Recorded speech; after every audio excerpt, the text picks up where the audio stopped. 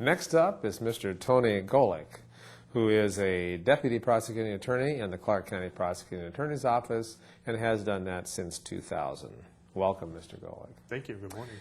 So my first question to you is of a general nature. What are the issues, as you see them, that surround this campaign for Clark County Prosecuting Attorney?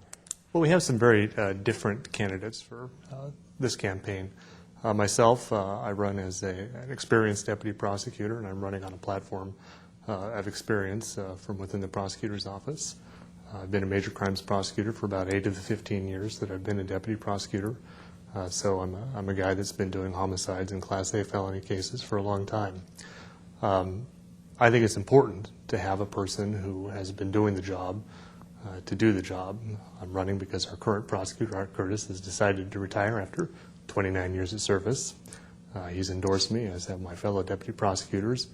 And I'm running, like I say, not because I want to be a career politician, but because I think we need somebody who's been doing the job to step forward and become the next prosecutor. That would be the key issue as you see it, is your experience in the office versus the other candidates. Absolutely. I think it's key to have a leader in the prosecutor's office who has done the work for a long time, tried the biggest cases over and over, because we have a bunch of prosecutors, that would be 43 below the elected prosecutor, who would look to that elected prosecutor for guidance and leadership. And it's hard to say, follow me, if you've not been there before, and I've been there. Now, there have been budget cuts in the county over the last year or more, and that has affected the prosecuting attorney's office, and you can probably tell us how it has affected. But is there adequate staffing today in the prosecuting attorney's office to handle a caseload? There is. We took a budget cut of $690,000 last fall. That meant people. We're going to be down 4 prosecutors. We lost 2 current prosecutors, and we have 2 more that are going to retire that will not be replaced. So we are down on staff.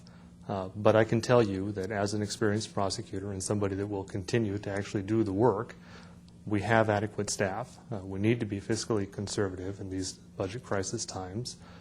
I think that's important. I think we all need to carry the burden, and we can do that in the prosecutor's office. And I'm confident that with the team that we have in the prosecutor's office now, even after those budget cuts, we can still deliver the full service.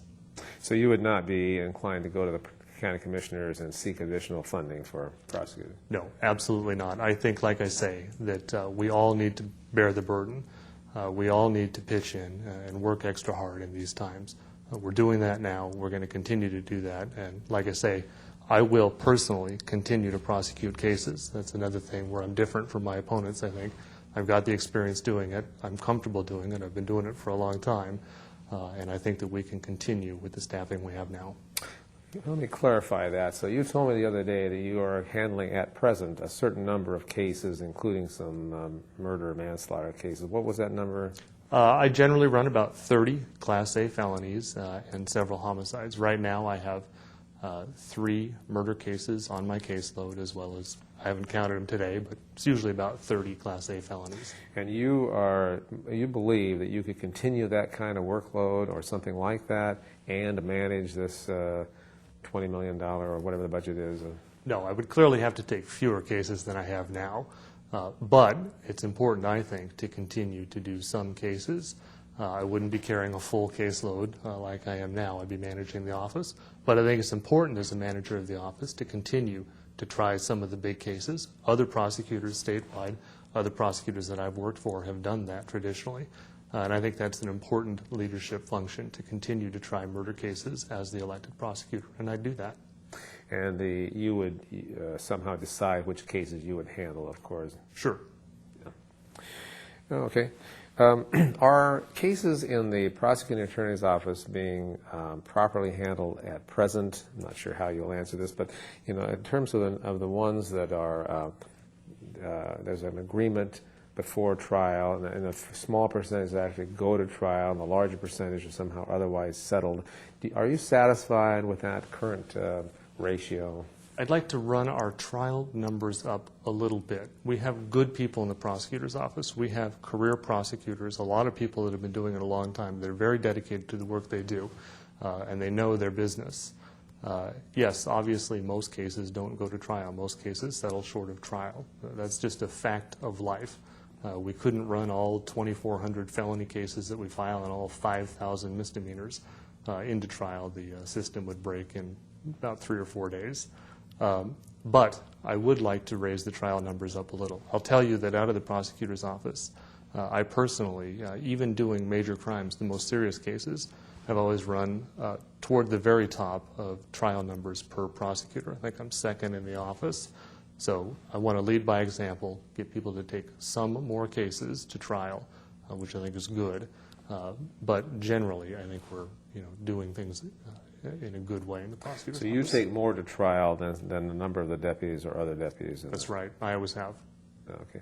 And why would you want to take more to trial than the current percentages? Is it like 5% or something? We didn't quite clarify that. It's close to that. I would like to see just a little bit more, not a huge difference, but just a little bit more trial work. I think it's important for deputy prosecutors to become better prosecutors, to go to trial more often. You're generally going to get better resolution in plea bargains if you do go to trial more often, so the defense sees that you're not afraid to go to trial. So that's the leading by example thing. Like I say, I'll continue to go to trial, and I want to see my deputy prosecutors, if I'm elected, go to trial a little bit more. You have suggested the creation of an elder abuse unit similar to other units, and you can tell us about that. That would involve a prosecutor as well as a law enforcement and whatnot. Explain to us what an elder abuse unit would do. It would be a multi-jurisdictional, multi-agency team for prosecution. We have a couple teams like that already in the prosecutor's office. We have the Children's Justice Center, the DV Center, that have several different agencies that work together. I want to do the same thing with elder abuse. I see that as the next step that we need to take forward. And what it would be is prosecutors that are specifically trained, detectives that are specifically trained, and advocates that are specifically trained to handle physical and financial elder abuse cases. I think it's an important next step in the prosecutor's office. I think that as our population ages, we're going to see more and more of these cases. I think it's extremely important, and I think it's something that we owe to our parents and grandparents to create this type of unit so that we can very effectively prosecute people that take advantage of the elder members of our society. So these would be people who would be located together for part of their time or all of their time, prosecution, law enforcement, social work, whatever, in some close proximity. Right. That's the best way to do it, so you get better communication if they're housed together. Does this cost more money? No, it doesn't. We have people that are doing this work already. We have detectives that are doing it from the police agencies, Vancouver and the sheriff's, from Vancouver and the Sheriff's Department. We have elder abuse agencies that are working on this, and we have prosecutors that are working on it, but they need to be brought together more. We have areas where we could do this. We have space in the prosecutor's office, so we don't need to go out and lease buildings, that sort of thing. A few empty offices. We have empty offices. That would be, I guess, the upside. So we have the room. It wouldn't cost any money. It's just a leadership issue to bring everybody together to do a better job. Okay. In general, then, how would you, for the benefit of voters who may be watching this, distinguish yourself in philosophy or approach or work patterns from the other candidates who are running? I'm a career prosecutor. I went into this 15 years ago to become a career prosecutor. I'm not somebody that is doing this for political gain or to become a politician. The difference between myself and my fellow candidates is I'm dedicated to the work. I always have been dedicated to the work. And I strongly believe that we need somebody who has prosecuted, who has personally prosecuted cases at the highest levels. By that I mean murder trials over and over, and that has that level of experience to lead the prosecutor's office. I think it's absolutely fundamental that deputy prosecutors know that their elected prosecutor has personally done those biggest cases over and over. And I think if we don't have a prosecutor that has that level of experience, we'd have real problems in the prosecutor's office, because I think the deputies would not have the level of respect that is required for deputy prosecutors to function correctly. On that note, we'll conclude our discussion with Tony Golik, candidate for Clark County Prosecuting Attorney. Thank you, Tony. Thank you, Marvin. It's a pleasure to talk to you. Yep.